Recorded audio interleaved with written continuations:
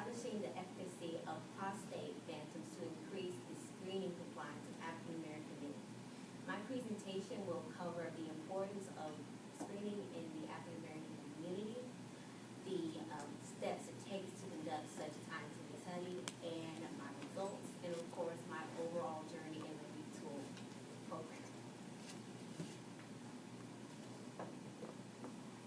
Due to a lack of access to health care and diagnosis at a later stage and more aggressive prostate cancer cells, African American men experience a disproportionate burden of prostate cancer compared to any other racial group in the United States and in Florida. African American men are 2.4 times more likely to die of prostate cancer. The current mortality rates for African American men are 50.9, which is right here, and the current mortality rates for Caucasian men are 21.2, which is right here. Prostate cancer screening has the potential to reduce these mortality rates by 31%. However, only 28.3% of African American men actually get screened for prostate cancer yearly. For every one life saved, 1,000 men have to be screened for prostate cancer.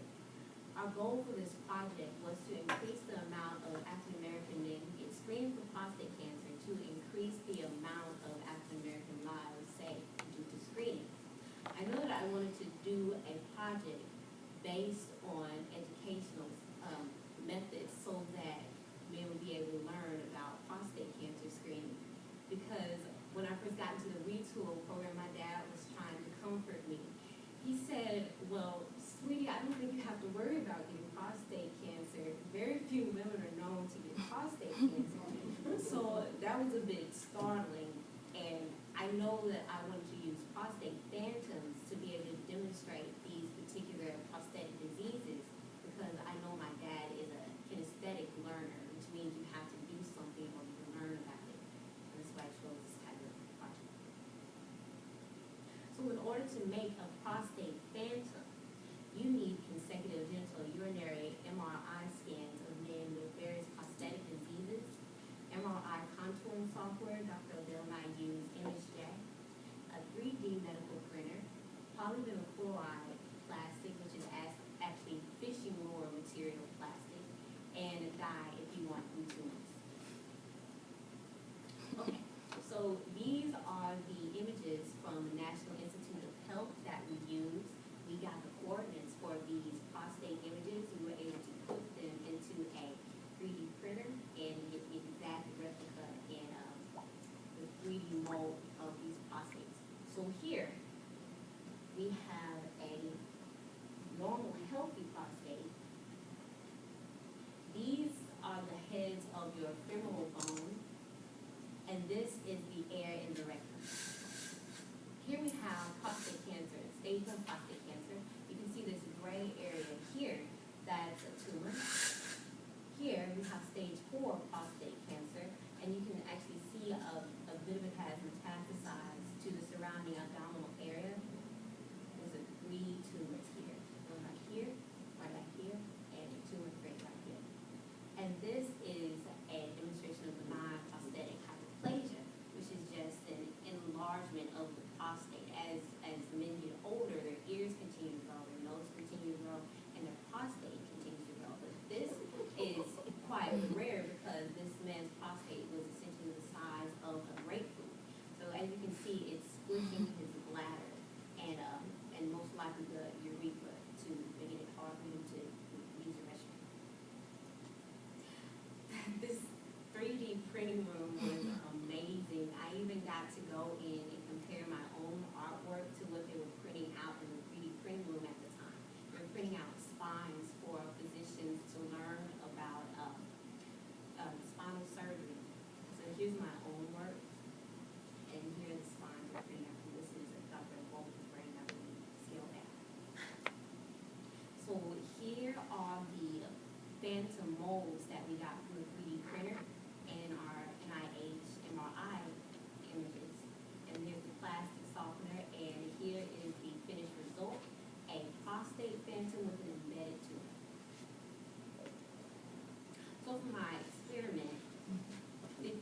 phantoms were shown to participants individually or in groups of 2 to 5 men. Following the men's tangible experience with prostate phantoms, I used a survey to evaluate the effectiveness of the prostate phantom as an educational aid. After 2.5 hours, the prostate phantoms were placed out of sight, and I performed a control arm using only the palpation station, which was our standard educational material, without the tangible prostate phantoms. So here we have the creation of the palpation station as our standard educational aid, and here we have Dr. Odell and I giving a demonstration at the palpation station at the Black Men's Health and Wellness Expo Summer in Orlando. This is where the study was conducted. Dr. Odell and I concluded that the most important question regarding our goal of increasing African American men for compliance to prostate cancer screening was question 1. I'm interested in being screened for prostate cancer. Here we have our averages. These averages are based on the Likert scale I used for my survey, which meant that for strongly agree, you use number 5, and for strongly disagree, you use number 1. So you can see here our averages is about 4, so most of the men answered agree for this question. So none of my survey questions showed a statistically significant difference in the survey responses compared to control arm and experiment arm. This is mostly because I had a small sample size. I had a sample size of 27 surveys for the control arm. I had a sample size of 26 for the experiment arm.